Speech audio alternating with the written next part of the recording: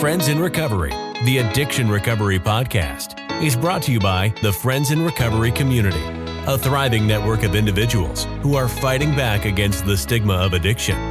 Join our hosts as they speak up about the real issues of addiction, treatment, and recovery.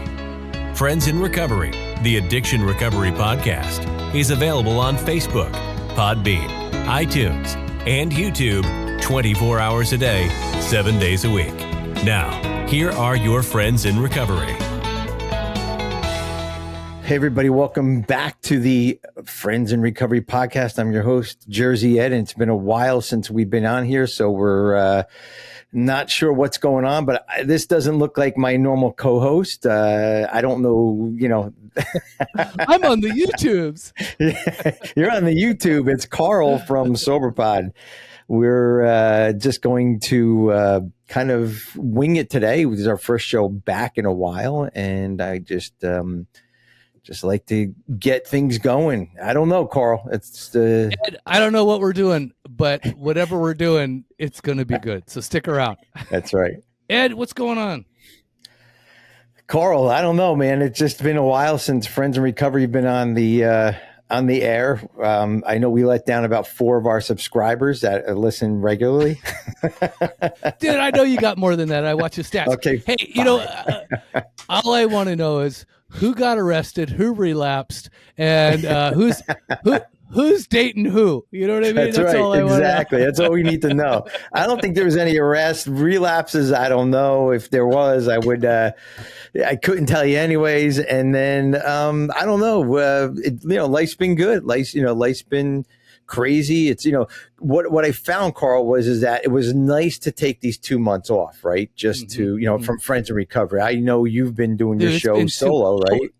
I've been doing it solo, but I honestly, it has been like it is because of Chelsea's pregnancy and the baby and everything. It just feels like I'm in I'm all by myself. Dude, when I listen to you every Sunday on my long runs, or every Saturday now on my long runs, and I hear you, I'm like, that poor fucking guy, man. Like, is he like pulling his teeth? He's sitting in the closet doing whatever, and then you come out.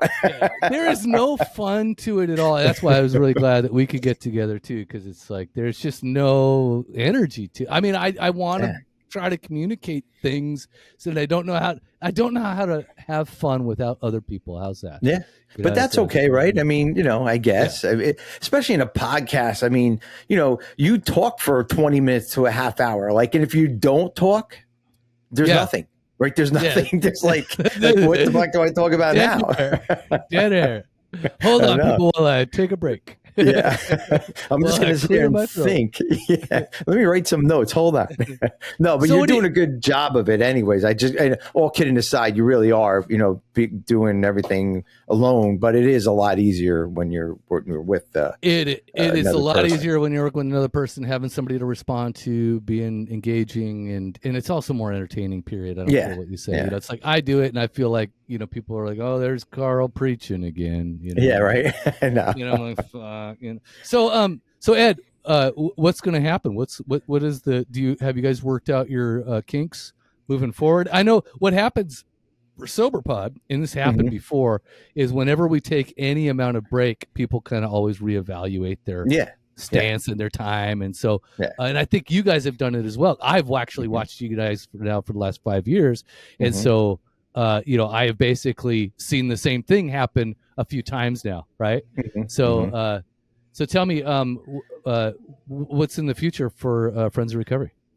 Well, I'm in negotiations with the Podfather right now. Also, it's definitely the lay of the land's gonna look differently, right? Like you said, people just want to kind of do their own thing, and I'm not sure about co-host right now, and I wanted to get the show back up and running, and people have lives to live, and sometimes it's hard to get on here. You and I are very dedicated to what we do here. It's our baby. You started SoberPod, I started Friends in Recovery podcasts, and we're the kind of consistent, or the thing that makes the whole show go. But we had good runs with a lot of people, and I don't know what the next. I mean, shit.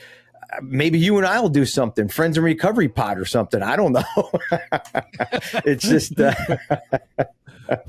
have no Friends idea. in But what's recovery your, pod? yeah, it's but no, it change is good. Change, you just got to keep moving on, right? And whatever's thrown at us is thrown at us. And I'm just looking forward to this up and coming season. The new season in life, the new season in podcasting. And hey, might be times that I'm here doing some solo shows. And what about you? Is Chelsea coming back with a baby? It's hard with work, the whole 9 yards. What's going on with her? I got no commitments. Okay. I got meaning one of the things I did want to do though, and I kind of said, all right, how do I I had a goal to grow the listenership, even without Chelsea. I know it's gonna be twice as hard because I have had people tell me, dude, I only listen when she's on. I won't listen to you. Me too, Chelsea. I'm like, God dang it.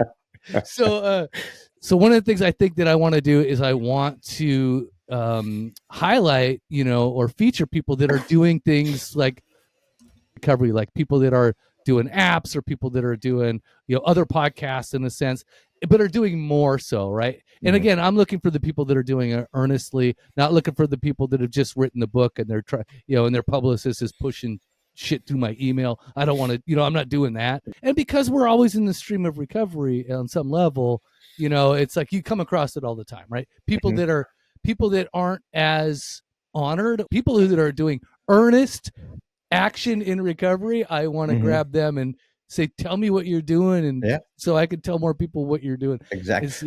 Let me ask you this. What's your thoughts? Because the other direction I'm looking to go is not just, we talk a lot about AA on here. I want to get away from the AA and I want to get into the recovery. Because those cult people. That's right, damn people.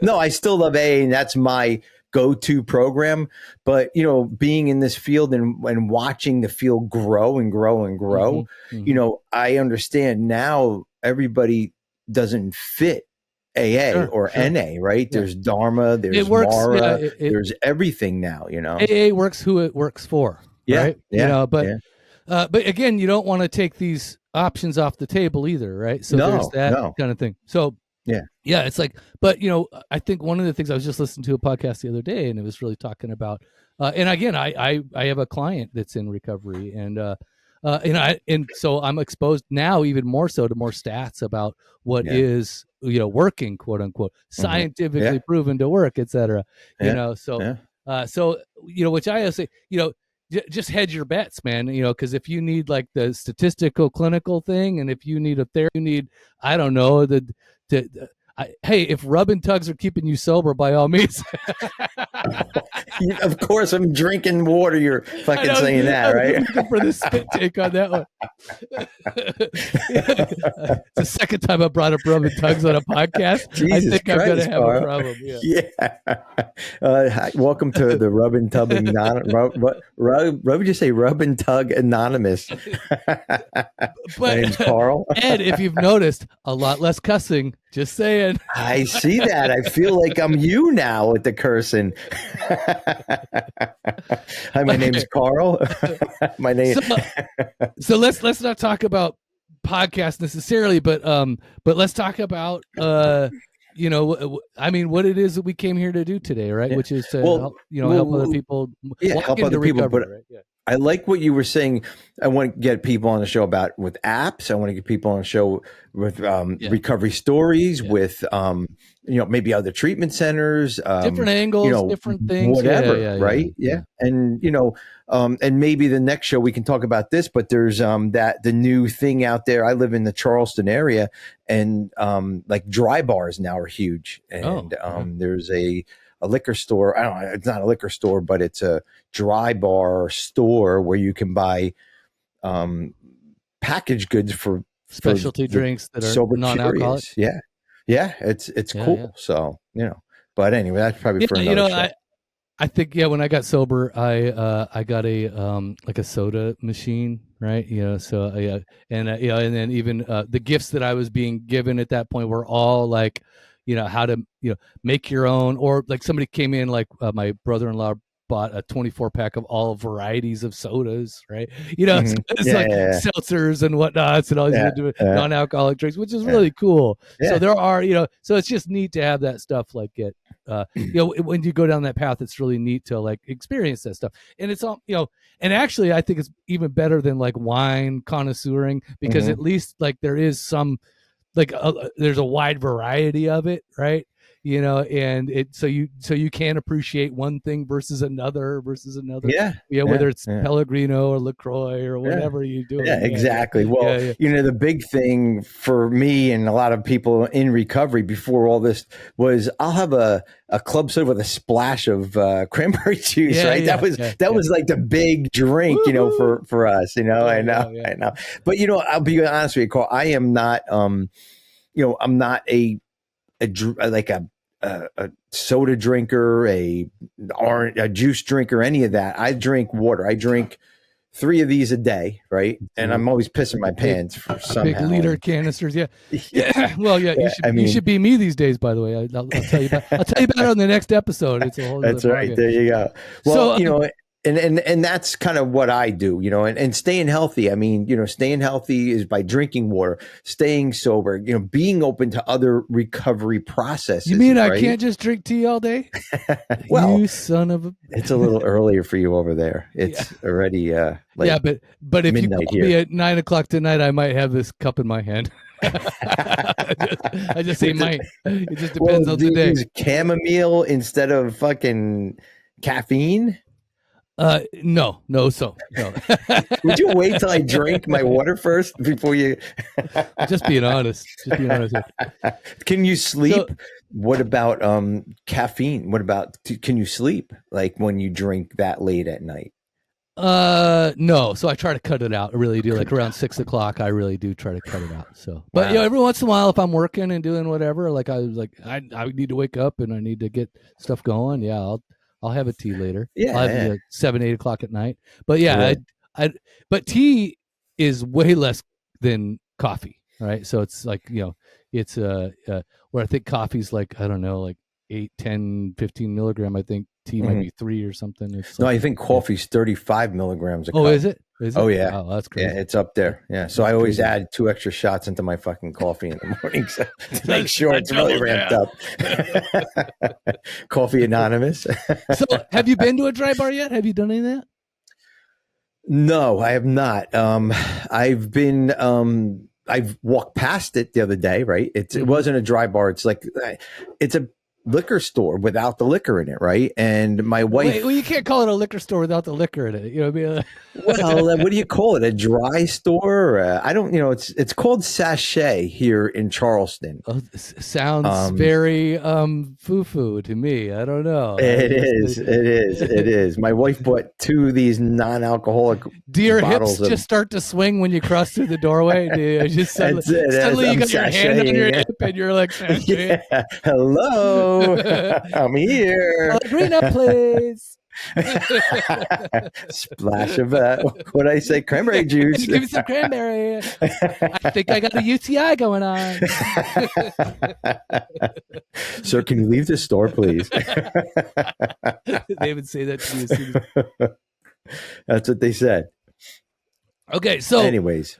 So I guess my thing is about it's not like a hangout. It's like a place where you can just go and like buy non-alcoholic kind of specialty beverages and stuff like that. Yeah, I see. Because there are dry bars like where it's like a comedy bar where they don't have alcohol, they don't serve alcohol, that kind of a thing.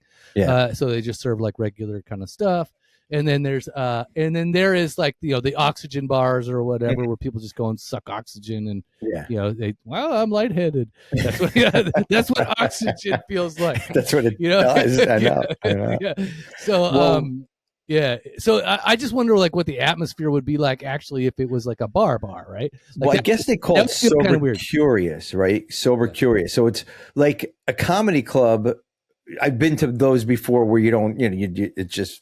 No alcohol, just soft drinks. But this is sober curious, right? So you're going there either if you're sober or if you're looking to be sober, or maybe a nightlife without drinking and seeing, and also, when you're going to places like a sober curious bar or whatever you want to call it, I guess you're sober and you're not making bad decisions, right? And whatever that decisions are, if you're doing cocaine in the bathroom or I'm sandy always in the making bathroom. bad decisions, though. And I think that's just Well, part of besides being Carl. you, so. Yeah, as I say, it's really just part of being Carl.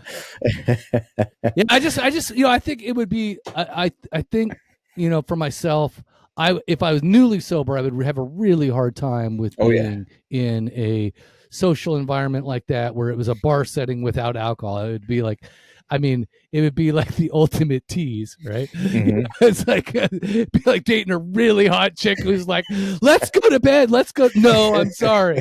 Let's go to bed. No, I don't want to.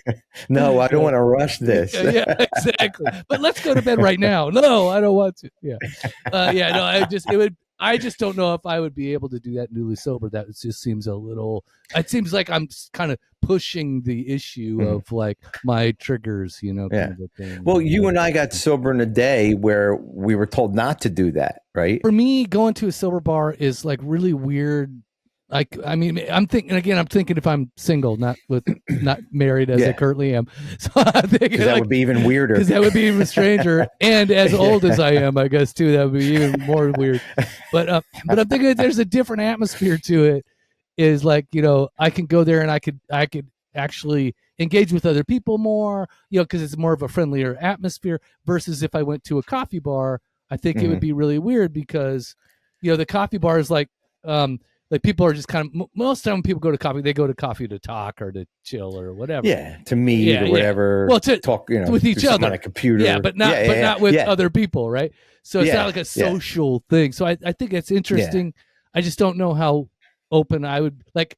Yeah, you say when we were coming into play, there wasn't this avenue to go out and do. No. So it's like, so for us, it was really like, hey, like going out, you had to find other functions. That's why like AA dances. Can't tell me how many AA dances I've been to in my life, right? And I don't even fucking dance. And I've been to those.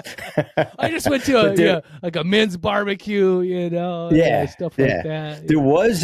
There is. It's still there. It's in Belmar, New Jersey, called the Shoreline Club, and it's an old bar, right? So when you walk in, it's downstairs in this kind of hotelish or apartment looking thing, and you walk down into it, and the bar has to be, it has to be 50 feet long, right? They have hot dogs and everything, coffee, everything set up on the bar. They have AA literature, and then in the back is a massive room for meetings. And so that was closest that I've been to a bar at the beginning in my recovery. That's where I was living at the time, or near there. And so there'd be dances. That was like a social club for the Shoreline Club. It was a clubhouse basically. So you got, what do you got? Something we got the Serenity Club. Yeah, so it's the Serenity Club. Yeah, basically. And but this was basically in a bar. Yeah, and there's other places like around Southern California. There's a lot of like clubs that you can go to. And again, it's like they're all 12-step kind of clubs, right? But but that's what you're going to be running into. I think in a dry bar is a little different because you could actually get church going folk. Go figure. People who haven't people who haven't actually worked the 12 steps would be interesting. There you go. Right? That's right. Yeah. Think about it. They always say 2 sick don't make a well, right? So at the beginning, I was sober at the beginning when I got sober, I was single. I was getting divorced. Damn right you were. That's right. Of course, for good reason. That's right. But then like somebody said, don't date somebody in the rooms, blah blah blah. And I did date somebody in the rooms. It went all wrong, of course. And it was with it was about a year into it. And I was like, this isn't But we really got to go down that story at some point too. I know a lot of guys who could get this advice. I know. But you know what? I my wife is not in recovery, and so it just makes for a better mix for me. Mhm. Now that's for me, right? But like you go like these dry bars, like whatever, I don't even whatever they're calling them, sober curious bars. Yeah, like you said, there could be church going folks there, people who don't drink, people who are in recovery. It's not just an AA person you're going to meet. Mhm. You're going to meet all kinds of different people there. Yeah, And it might be I didn't tell you, and I don't know if you heard, but I've said it on a few podcasts. But I started going to improv, these drop-in classes, improv on Monday nights, and it has been interesting because again, these people are like they don't drink. There's not alcohol served. You know what I mean? You're there, you're doing something. It's not like it's not like they're all just kind of like, hey, we're bored, whip out the alcohol, right? Like there's actually shit to do. And so what's really interesting is like, so, and I didn't even really think about like how that would relate to somebody who is actually seeking a relationship. Right. Because, but I see it now after I've been a few times. I'm like, oh, these people are like getting to know one another. They're talking afterwards. They're like doing stuff. They're making plans to go do other places, and I'm like, oh, that's how relationships start without, exactly. and it doesn't, it's not with the DJ saying you don't have to go home, but you can't stay here kind of a thing, right? Because it's not with the lights coming on and and last call kind of shit. Exactly. Well, it's funny you say that because I just joined a men's group from my church, and I had my first meeting last week, and I'm like, I didn't know how it was going to be. Do these guys drink? Do they have? Did we all go out for rubbing tugs? Like I know. Well, we did, but no, we didn't. No, we didn't. No, it's a great group of men. Actually, they watch this podcast, so I might I'm sorry. Cut that out. I'm leaving it in because that's just not my people, man. Not my people. It's a great group of men, and I just was there going to be alcohol there because I didn't know if anyone was in recovery, and it was just a bunch of guys sitting around with a pile of cookies in front of us, and that was it. That was like, bro. That was it. Think about the newly sober dude right now, and he's like, "Oh my god." He's like, "This is what I gotta look forward to." And he's been sober since '95, and now he just sits in a room with a bunch of men with a bunch of cookies in front of him. They don't even go get rubbing tugs. Nope, we don't. But you know what? But let me just say, what I think one of the things that you have to understand, new guy, new person, is that you will eventually learn to really appreciate like the dynamics, the people, the engagements, the joy, the happiness. In AA they talk about this, which is always funny. They say you will experience a new happiness and a new freedom, right? And I never, my happiness was a way different definition, before recovery than it is now. My happiness involved,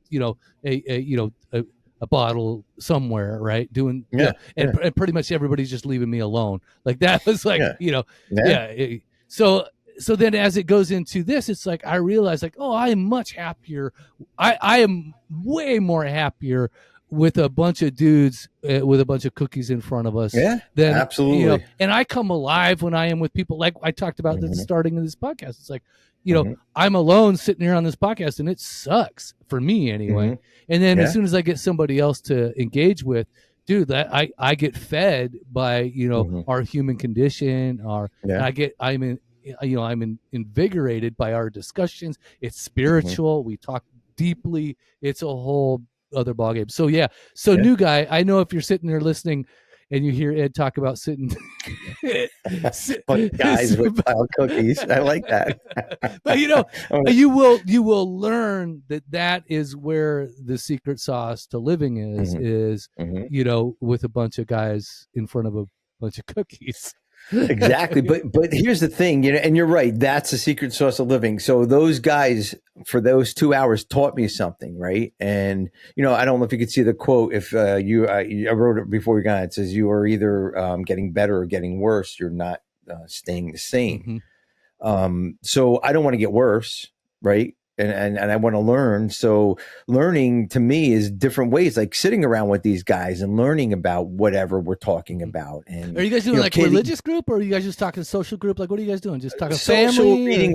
We're reading a book, and we're discussing the book, personal and family development. Basically, it's what it is. So, but it's not like biblical.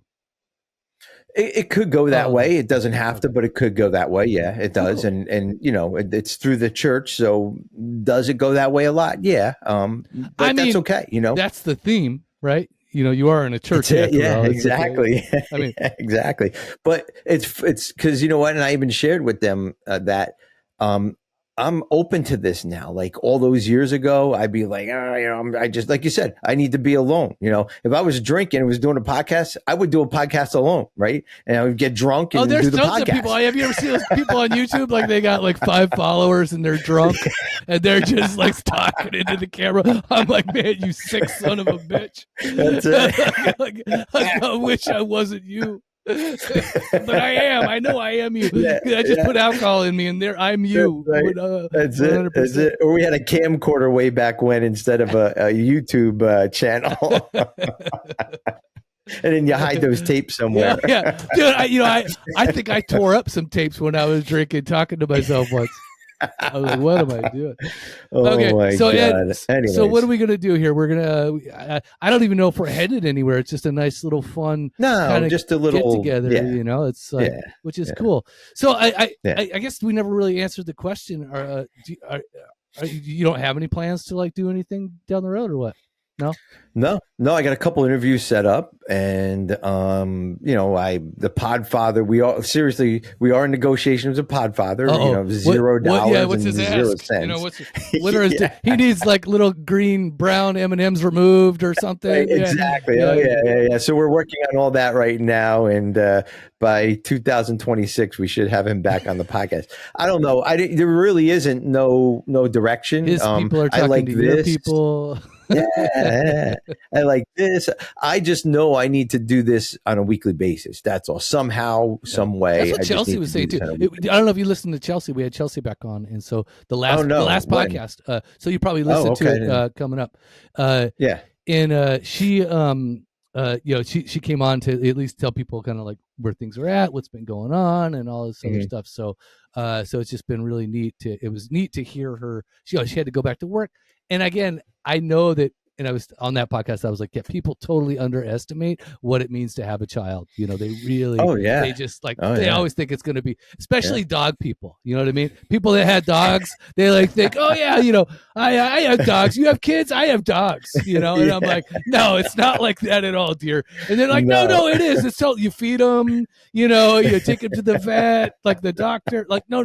I don't think leave you them understand. In a corner. No, it's like, never a time has my dog ever walked up to me backwards with its ass hanging out saying, wipe my butt.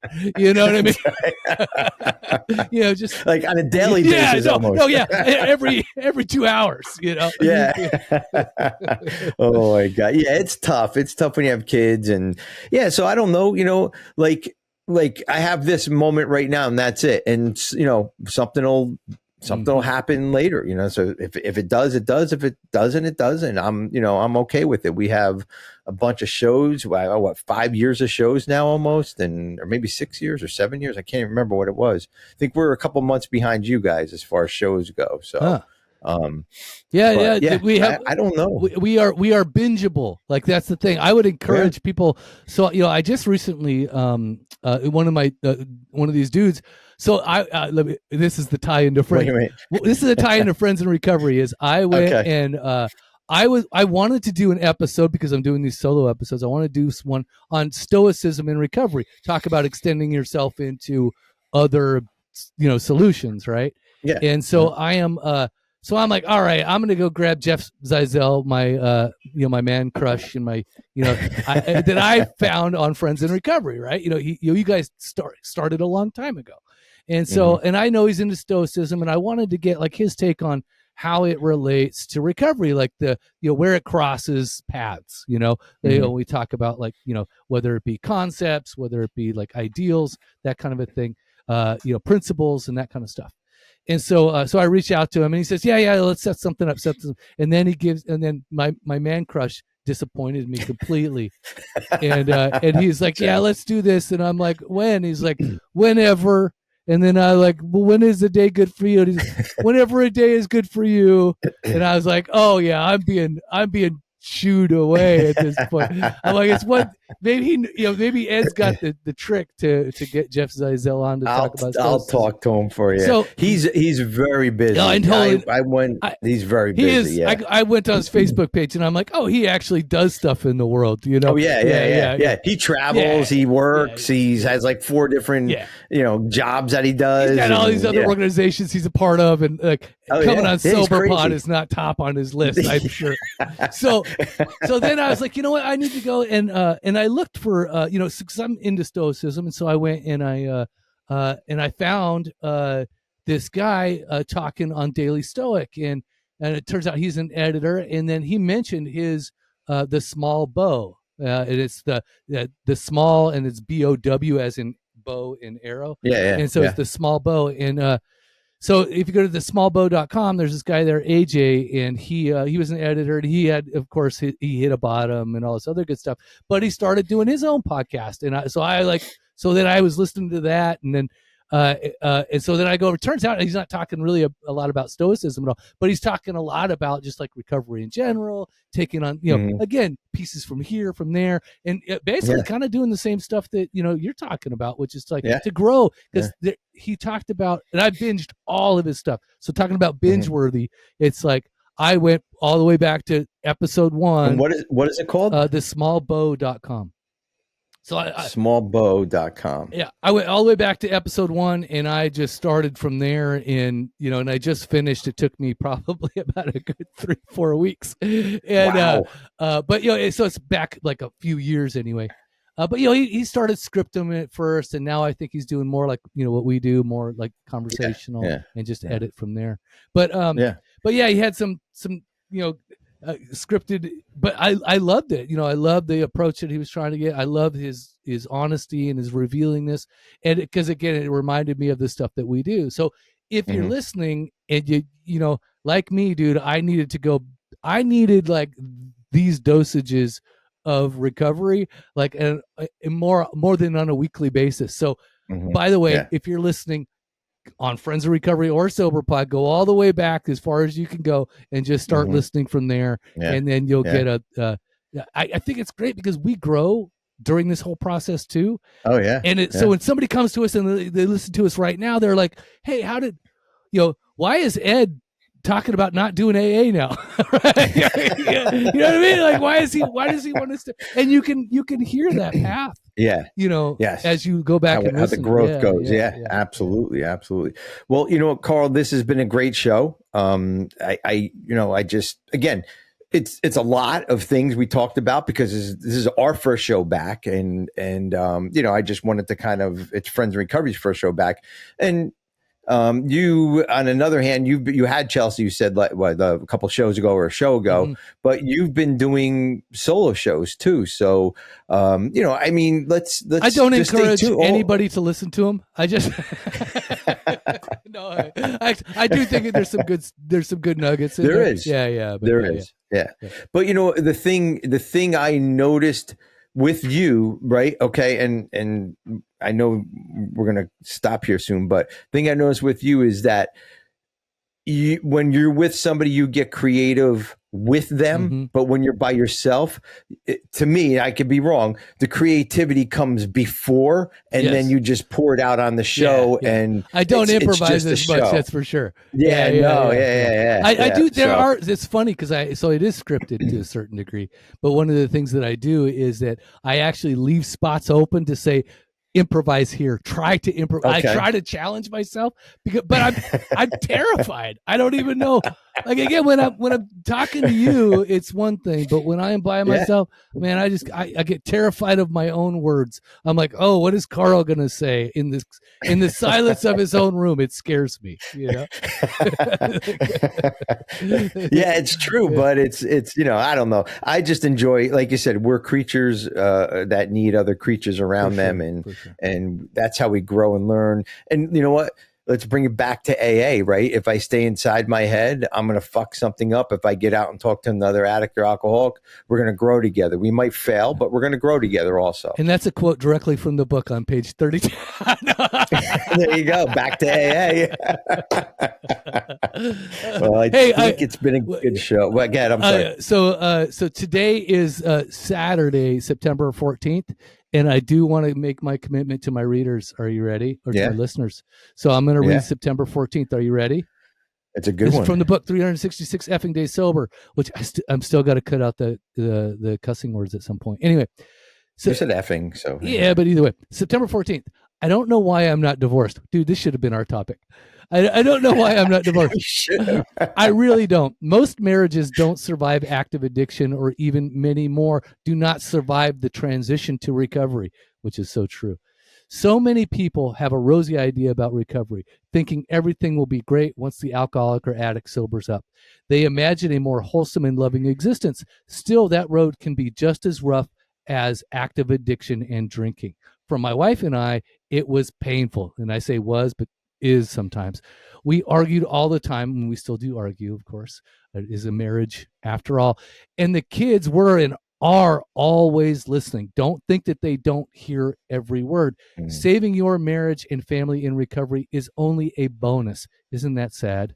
Oh my God, I hated having to write that, but it's true. Many people believe that getting sober will heal much more than the alcoholic or addict. The more I learn about our disease, the more I know that focusing on myself and what I need to do will ultimately help my family. It's not that I am the primary source of the problem, but I can certainly help by not making the problems worse. Reflections. Did your relationship survive? Are you grateful or regretful? Ooh, that's another question for the relationship. And then daily challenge, start a list of things that need to be fixed around the house. Then don't buy another thing for yourself until that list is completed. There you go. That's my offering to the recovery community. Happy Recovery Month. There you go. Happy Recovery Month, everybody. Well, I guess it's stay sober, everybody. And I say stay active, stay sober. This episode of Friends in Recovery, the Addiction Recovery Podcast. Follow us on Facebook for past shows and updates, and enjoy free access to twice daily support meetings. Friends in Recovery, the Addiction Recovery Podcast, is available on Facebook, Podbean, iTunes, and YouTube 24 hours a day, 7 days a week.